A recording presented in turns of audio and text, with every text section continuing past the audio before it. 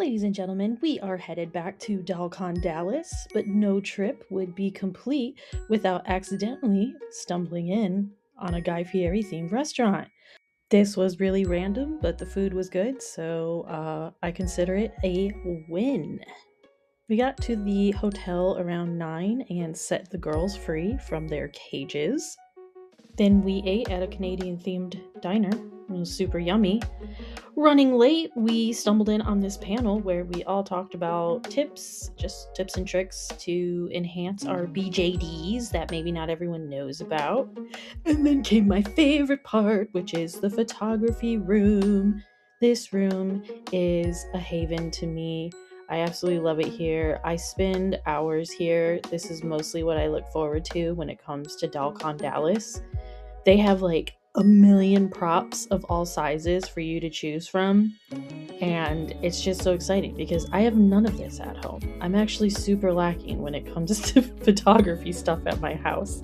They have a little red carpet for your dolls. They have all these different fabrics you can use for backdrops, different lights that you can control what colors they are. They even have a human-size backdrop so you can pose with your doll.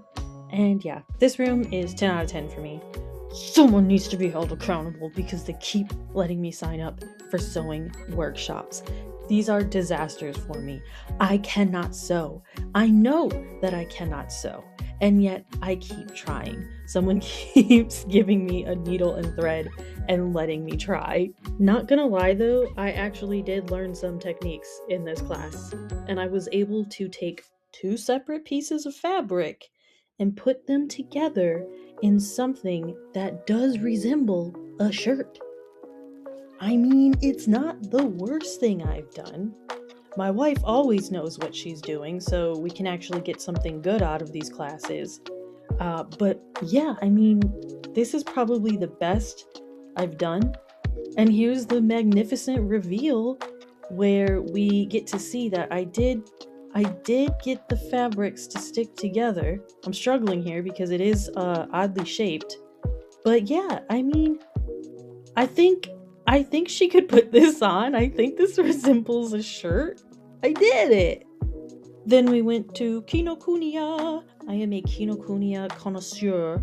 I love going to these things all over the place. I've even been to one in California that was 2 stories, and that was amazing. But the reason I love the one in Dallas is they carry figures, so many figures. And other than dolls, I collect anime figures. So this is heaven. Look at that Mao Mao, he's so cute! It was like $60 though. And then we ate at a hot pot restaurant. That was pretty cool because it had a robot that was serving everyone. Beep beep boop beep. Then we headed to Tesso, which is the king of carrying all those like DIY book nook things and blind boxes. I'm weak, so of course I absolutely did get a blind box. And it was this little BJD girl. She's super cute, but trying to put on her bonnet made me want to jump off the balcony. So yeah. Then we got another workshop, the coolest workshop I've ever done, which is they gave us BJD heads and we got to do our own face up, our own anime face up. And she explained everything so well. And I don't know, being around everyone and doing a face up at the same time with a group of people felt so cool. I'm usually just hunched over like a goblin in my room, like, don't bother me. But I got to be in the group of people, and this is what I did. I named her Sunflower, and I'm pretty proud of it. I didn't know I had it in me, but there it is. And here's my wife's, and hers is super cute. Hers is supposed to be like a fox spirit. And then at the end, everyone lined up all their heads, and we all took a group photo. It was so cute. It was so fun. This part makes me sad, but I did participate in a shop and sell, and it was really fun, but what makes me sad is this was the end of Dollcon Dallas. I swapped with one person, and then I managed to sell 3 items.